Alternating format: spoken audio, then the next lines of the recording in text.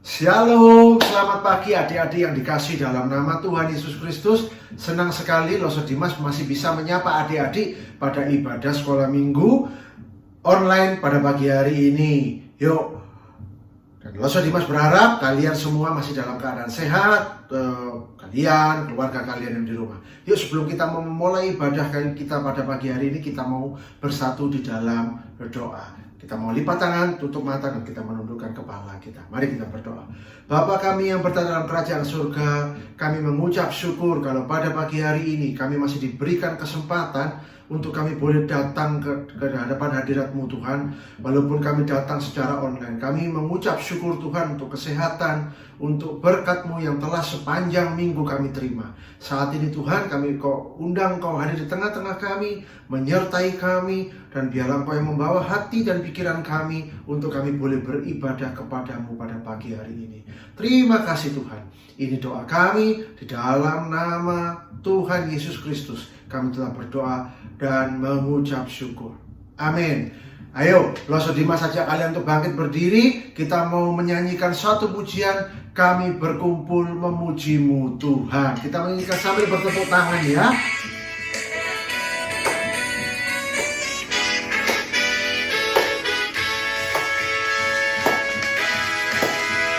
Kami berkumpul memuji-Mu, menyembah-Mu yang kudus. Kami berkumpul memuji-Mu, menyembah-Mu yang kudus. Pujilah Bapa, pujilah Anak, puji Roh Kudus, ketiga yang esa. Pujilah Bapa, pujilah Anak, puji Roh Kudus, ketiga yang esa. Haleluya, haleluya,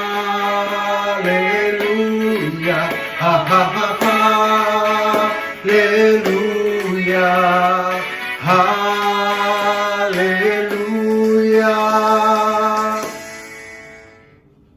Ya, kita sudah memuji Tuhan, kita mengucap syukur karena Tuhan sudah baik di dalam kehidupan kita. Yuk, sebentar lagi kita akan menyaksikan siapa-siapa saja yang sudah mengirimkan ayat hafalannya kepada Loso Dimas dan Losolina. Yuk kita saksikan video berikut ini. 1 Korintus 6 ayat 20 yang berbunyi, sebab kamu telah dibeli dan harganya telah lunas dibayar. Karena itu muliakanlah Allah dengan tubuhmu. Shalom Lause. Malvin hafalan 1 Korintus 6 ayat 20, sebab kamu telah dibeli dan harganya telah lunas dibayar. Karena itu muliakanlah Allah dengan tubuhmu. Shalom Lose. 1 Korintus 6 ayat 20, sebab kamu telah dibeli dan harganya telah lunas dibayar. Karena itu muliakanlah Allah dengan tubuhmu. Sekarang kita mau hafalan 1 Korintus 6 ayat 20 berbunyi, sebab kamu telah dibeli dan harganya telah lunas dibayar. Karena itu muliakanlah Allah dengan tubuhmu. Shalom Lose. Santo akan menghafalkan ayat hafalan yaitu 1 Korintus 6 ayat 20 yang berbunyi, sebab kamu telah dibeli dan harganya telah lunas dibayar. Karena itu muliakanlah Allah dengan tubuhmu. Terima kasih Lose. Ya, itu tadi adalah rekan-rekan kalian, teman-teman kalian yang sudah mengirimkan ayat hafalannya kepada Loso Dimas dan Losolina. Yuk, sekali lagi Loso Dimas dan Losolina mengimbau yang sudah mengirimkan ayat hafalan, tetap semangat untuk mengirimkan ayat hafalan. Ayo, yang belum, Loso Dimas ngajak kalian untuk mengirimkan ayat hafalannya untuk kita bisa tayangkan dalam ibadah sekolah minggu depan. Yuk, sekarang waktunya kita mau mendengarkan kebenaran firman Tuhan. Kalian mau tahu, mau kebenaran firman Tuhan apa yang akan disampaikan nanti oleh Losolina? Tapi sebelumnya kita mau siapkan hati kita untuk kita mendengarkan firman Tuhan. Kita mau nyanyikan lagu Kusiapkan Hatiku Tuhan. Kita mau menyanyikan dengan sikap doa. Kusiapkan hatiku Tuhan.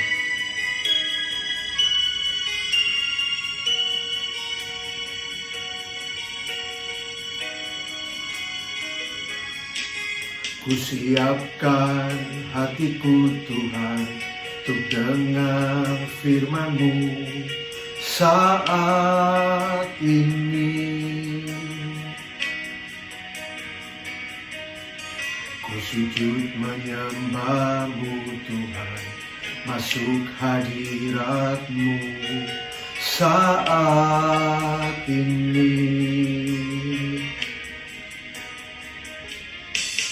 Curahkan urapan-Mu Tuhan bagi jemaat-Mu saat ini. Ku siapkan hatiku Tuhan untuk dengar firman-Mu. Firman-Mu Tuhan tiada berubah,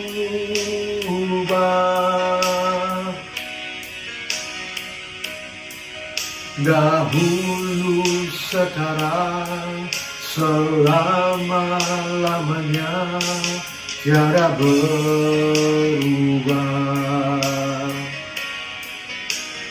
Firman-Mu Tuhan, penolong hidupku. Ku siapkan hatiku Tuhan untuk dengar firman-Mu.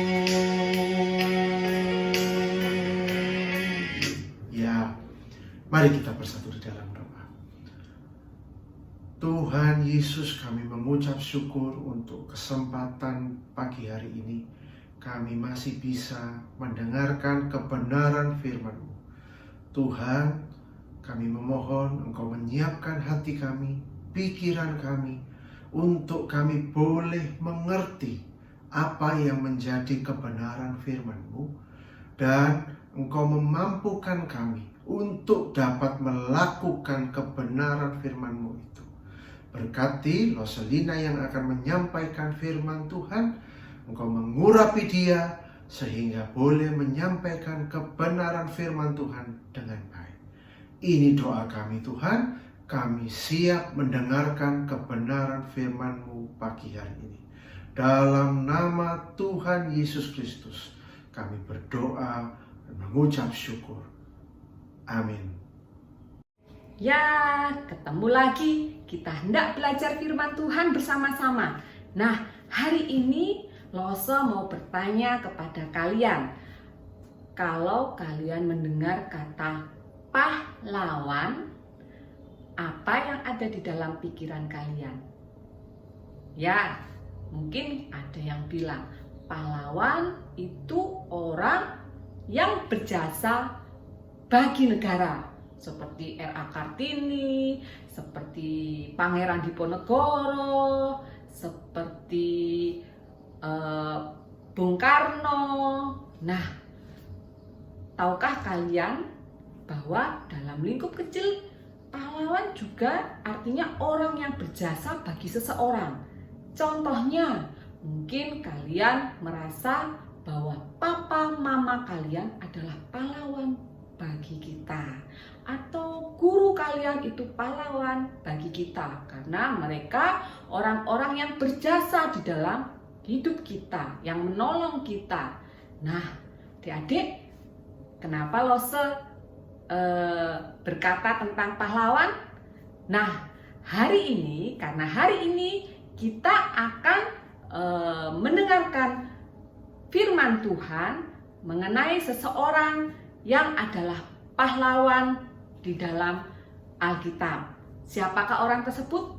orang tersebut berjasa untuk menyelamatkan bangsanya dari kebinasaan.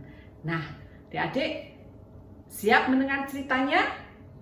Nah, cerita ini dilatar belakangi pada masa pemerintahan Raja Ahasiweros yang memerintah negara Persia yang membentang dari India di Asia sampai Ethiopia di Afrika. Begitu luas negara kekuasaan yang dikuasai oleh Raja Ahasiweros. Pada saat itu, pada masa pemerintahannya, Raja Ahasiweros menjamu pembesar-pembesarnya, rakyatnya dengan jamuan yang begitu mewah, jamuan yang begitu bersukacita, dan raja ingin memamerkan sang ratu yang sangat cantik jelita kepada para tamunya. Namun ratu menolak untuk hadir, sehingga raja marah dan akhirnya ratu dibuang. Ratu diturunkan dari tahtanya sebagai ratu, dan Raja Ahasiweros akan mengangkat seorang anak dara atau seorang gadis untuk menggantikan Ratu Wasti tersebut. Nah, gimana lanjutan ceritanya? Yuk kita saksikan cerita berikut ini. Ada kegembiraan besar di Susan, ibu kota Persia. Banyak perempuan muda telah dibawa ke istana untuk dipilih oleh Raja Ahasiweros menjadi ratunya pengganti Ratu Wasti. Si cantik Esther salah seorang di antaranya. Dia adalah sepupu dari seorang Yahudi bernama Mordekai, seorang pejabat di pemerintahan Persia. Dia telah membesarkan Esther sebagai anaknya sendiri setelah ayah dan ibu Esther meninggal. Pada masa itu, banyak orang Yahudi tinggal di Persia. Umat pilihan Allah ini telah dibuang jauh dari Yerusalem dan Bait Allah. Walaupun begitu, Mordekai tahu bahwa Allah menyertai orang-orangnya, dan dia mengajarkan kepada Esther yang masih muda untuk mencintai dan melayani Allah. Setiap hari, Mordekai pergi ke halaman istana raja untuk melihat Esther. Dia mengingatkan Esther untuk tidak memberitahukan kepada siapapun mengenai keluarganya, karena menurutnya raja tidak akan memilih seorang Yahudi untuk menjadi ratunya. Tetapi ketika waktunya tiba untuk Esther tampil di hadapannya, raja sangat yakin bahwa dia telah menemukan perempuan muda yang tepat.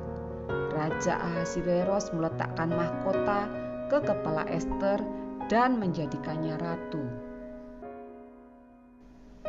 Suatu hari, Mordekai sedang duduk di pintu gerbang raja ketika dia mendengar dua orang pejabat raja bersekongkol untuk membunuh raja.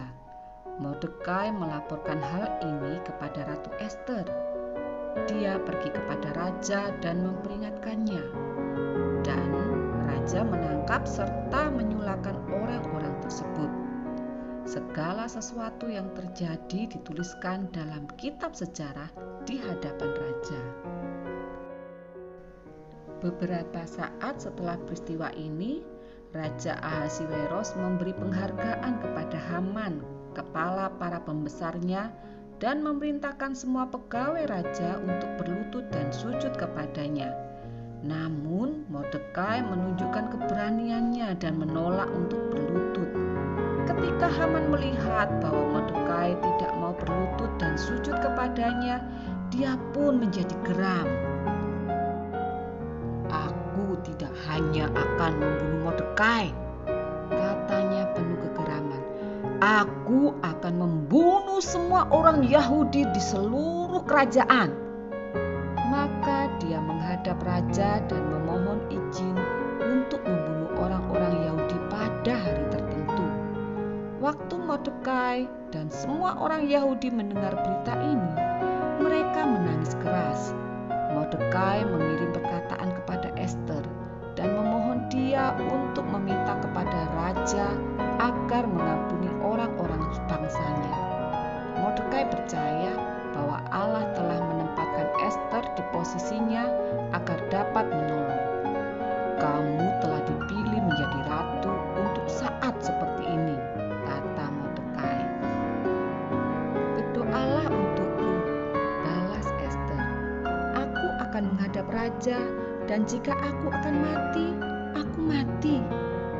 Dia mengetahui bahwa orang-orang umumnya tidak dapat masuk begitu saja untuk menghadap raja. Malam itu, raja tidak dapat tidur. Jadi, dia memberi perintah agar kitab sejarah dibawa dan dibacakan baginya.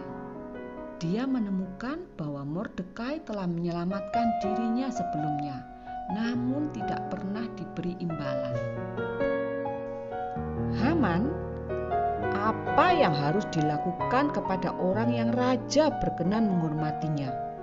Raja bertanya kepada Haman. Yakin bahwa raja sedang membicarakan dirinya dengan bangga, Haman berkata, "Pakaikanlah kepadanya jubah kebesaran dan araklah melalui jalan-jalan kota ya raja." Demikianlah raja akan memberi imbalan kepada Mordekai, kata raja. Sementara Haman mencoba menyembunyikan kekecewaannya, Haman tidak bisa berhenti memikirkan mengenai tiang-tiang yang telah diperintahkannya untuk didirikan. Dia telah merencanakan untuk menyulahkan Mordekai, orang Yahudi itu. Ratu Ester mengundang raja dan Haman untuk makan malam bersamanya. Dia memberitahu raja bahwa dia dan bangsanya hendak dibinasakan oleh Haman. Ketika raja mengetahui bahwa Hamanlah yang telah merencanakan untuk membinasakan semua orang Yahudi, dia menjadi sangat marah. Dia memerintahkan agar Haman disulahkan di tiang-tiang yang tadinya telah disiapkan untuk Mordekai. Kemudian raja memberikan kepada Mordekai kedudukan tinggi dan kekuasaan besar di dalam kerajaan dan seluruh negeri. Raja segera memerintahkan agar semua orang Yahudi harus dihormati dan dihargai, dan bahwa mereka punya hak untuk membela dirinya pada hari Haman merancangkan untuk menghancurkan mereka. Hari itu sungguh penuh kemenangan. Tuhan telah menyelamatkan orang-orang Yahudi dari musuh-musuh mereka. Dan keesokan harinya mereka merayakan dengan penuh sukacita dengan berpesta. Mordekai menulis surat-surat kepada semua orang Yahudi, memberitahu mereka untuk mengingat bagaimana Tuhan telah menyelamatkan mereka. Dan setiap tahun setelah itu, orang-orang Yahudi mengingat hari itu dengan saling mengantarkan makanan dan hadiah-hadiah yang indah, serta bersedekah kepada orang miskin. Mereka tidak akan melupakan bagaimana Allah telah membebaskan mereka dari musuh mereka. Nah adik-adik, dari cerita tadi, menurut kalian siapa sih pahlawan di dalam cerita tadi? Ya, tentu banyak yang bilang Ester. Tapi ada juga mungkin yang bilang Mordekai. Ya, dua-duanya betul. Mereka adalah pahlawan-pahlawan bagi bangsa Israel, sehingga bangsa Israel dapat dihindarkan dari sebuah kehancuran. Nah, adik-adik, kalau kita melihat siapa sih Mordekai? Mordekai adalah seorang laki-laki biasa, seorang yang takut akan Tuhan, yang mempercayai janji Allah, pemeliharaan Allah kepada bangsa Israel. Dia percaya bahwa Allah lah yang memiliki janji melalui bangsa Israel. Allah sudah menjanjikan keselamatan bagi umat manusia. Nah, sehingga Mordekai dipakai Allah, dipimpin oleh Allah untuk menyelamatkan bangsanya. Ada dua ciri dari sifat-sifat Mordekai yang dapat kita tiru. Apakah itu? Pertama, dia tidak pamrih. Sewaktu dia menolong Raja Persia, menghindarkan raja dari rencana jahat 2 orang pejabatnya sendiri, dia tidak meminta imbalan. Dia mengatakannya melalui perantaraan Ratu Ester, dan dia tidak meminta imbalan apapun. Bisa saja dia meminta imbalan, tapi dia tidak memintanya kepada raja. Nah, ini sifat dari Mordekai yang patut kita puji. Yang kedua, apa sih sifat Mordekai? Yang kedua, dia tidak mementingkan dirinya sendiri. Mordekai mementingkan bangsanya, bangsa Israel yang sudah dipilih oleh Allah. Janji Allah melalui Abraham bahwa keselamatan orang pilihan Allah, rencana keselamatan Allah melalui bangsa Israel, sehingga juru selamat itu akan lahir melalui bangsa Israel. Itulah Mordekai, orang yang tidak mementingkan dirinya sendiri. Dia meminta tolong kepada Ester untuk memohon kepada raja bagi keselamatan bangsanya. Bukan bagi keselamatan dirinya, tetapi bagi keselamatan bangsanya.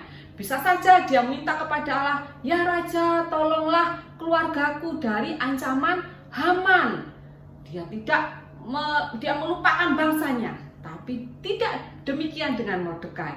Dia memohon kepada raja melalui Ratu Ester supaya raja menyelamatkan bangsanya. Nah, sekarang kita beralih kepada Ratu Ester. Bagaimana sih Ratu Ester? Pasti tentu cantik, bukan? Dia seorang cantik, bukan saja cantik secara jasmani, tetapi secara hati. Dia memiliki hati yang cantik, hati yang baik. Nah, menurut kalian bagaimana Ester? Mengapa dia disebut pahlawan? Jika tadi Mordekai mempunyai 2 sifat, yaitu tidak mementingkan diri sendiri dan tidak pamrih atau tidak menuntut balasan imbalan saat dia menolong. Nah, bagaimana dengan Ester? Nah, Ester adalah seorang yang taat. Dia taat kepada siapa? Kepada Mordekai yang sudah dia anggap seperti ayahnya, sepupu yang dia sudah anggap seperti ayahnya. Dia taat kepada Mordekai. Saat Mordekai bilang supaya dia tidak mengungkapkan jati dirinya sebagai seorang Yahudi, dia taat kepada Mordekai. Ya, Ratu Ester adalah seorang anak yang taat.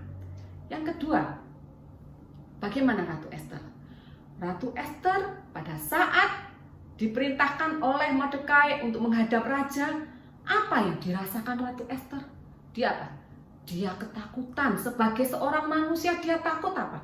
Dia takut mati. Karena pada saat menghadap raja tanpa diundang, resikonya adalah hukuman mati. Tapi sifat Ratu Ester, dia membawa segala pergumulan, dia datang kepada Tuhan. Dia mengajak bangsanya untuk mendoakan dia. Dia orang yang bersandar kepada Tuhan. Dia percaya melalui berdoa, melalui berpuasa, Tuhan sendiri yang akan mendatangkan pertolongan bagi dia dan bagi bangsanya. Nah, itu adalah sifat pahlawan sejati. Taat, bersandar kepada Tuhan, tidak pamrih saat menolong, tidak mementingkan dirinya sendiri. Nah, apakah kita mau seperti mereka? Nah, tentu mau. Ya, kita hendak mencontoh, meneladan sifat-sifat kepahlawanan dari Mordekai dan dari Ratu Ester. Yuk, adik-adik, milikilah sifat taat, sifat bersandar kepada Tuhan, tidak pamrih, tidak mementingkan diri sendiri. Yuk, saatnya kita berdoa. Kita akhiri firman Tuhan hari ini dengan berdoa. Mari kita berdoa. Tuhan, kami mengucap syukur dapat datang ke rumah Tuhan. Kami mendengarkan firman-Mu bahwa Tuhan dapat juga memakai kami seperti Tuhan memakai Mordekai, memakai Ester untuk menggenapi rencana-Mu bagi negara kami, bagi keluarga kami, bagi rencana Tuhan di dalam hidup kami. Tolong Tuhan sehingga kami boleh memiliki sifat-sifat seperti Ester dan Mordekai. Kami boleh taat kepada firman Tuhan, kami boleh mendengarkan firman Tuhan, dan saat kesulitan datang, kami boleh bersandar dan berseru kepada Tuhan, karena Engkaulah sumber pertolongan kami, Tuhan. Dan kami juga memiliki sifat untuk tidak mementingkan diri sendiri. Kami juga dapat menolong orang lain tanpa pamrih, tanpa mengharapkan imbalan. Tuhan mampukan kami untuk kami dapat memiliki sifat-sifat tersebut, Tuhan, sehingga nama-Mu yang dipermuliakan. Tuhan Yesus yang adalah pahlawan yang sejati, Tuhan Yesus yang datang dengan rendah hati, dengan kerendahan hati-Mu, Tuhan, Kau mengosongkan diri-Mu untuk menjadi pahlawan kami, penebus kami, juru selamat kami. Tolong kami juga memiliki hati seperti Kristus yang mau dengan rendah hati menolong orang lain. Terima kasih Bapa. Kami mengucap syukur untuk firman yang sudah kami dengar. Di dalam nama Tuhan Yesus kami berdoa. Amin. Nah, itu tadi firman Tuhan yang sudah disampaikan oleh Roselina. Dan waktunya kita sekarang akan menghafal ayat hafalan. Yuk, ayat hafalan minggu ini terambil dari kitab Ayub 42 ayat 2. Ayub 42 ayat 2 yang berbunyi demikian. Aku tahu bahwa engkau sanggup melakukan segala sesuatu dan tidak ada rencanamu yang gagal. Ya, itu adalah ayat hafalan untuk kita, untuk adik-adik minggu ini. Sekali lagi, kirimkan ya ayat hafalannya untuk bisa kita tampilkan dalam ibadah sekolah minggu depan. Ya. Berikut adalah ada beberapa pengumuman untuk adik-adik di rumah. Nah, hari ini adalah batas waktu terakhir adik-adik untuk mengumpulkan foto dari lomba menghias telurnya. Jadi hari ini adalah batas terakhir adik-adik mengumpulkan foto lomba menghias telur. Dan hari ini juga adalah batas hari terakhir adik-adik yang ingin menyampaikan video pujiannya juga harus dikumpulkan hari ini. Dan siapa-siapa saja yang akan menjadi pemenang dalam lomba menghias telur akan diumumkan dalam ibadah sekolah minggu Paskah pada tanggal 4 April 2021. Jadi pemenangnya akan diumumkan pada tanggal 4 April 2021 waktu ibadah Paskah sekolah minggu. Nah, sekarang kita mau mengakhiri ibadah sekolah minggu kita pada pagi hari ini. Kita mau menyanyikan sebagai lagu respon kita bahwa kita adalah pahlawan-pahlawan di tangan Allah. Aku pahlawan kecil.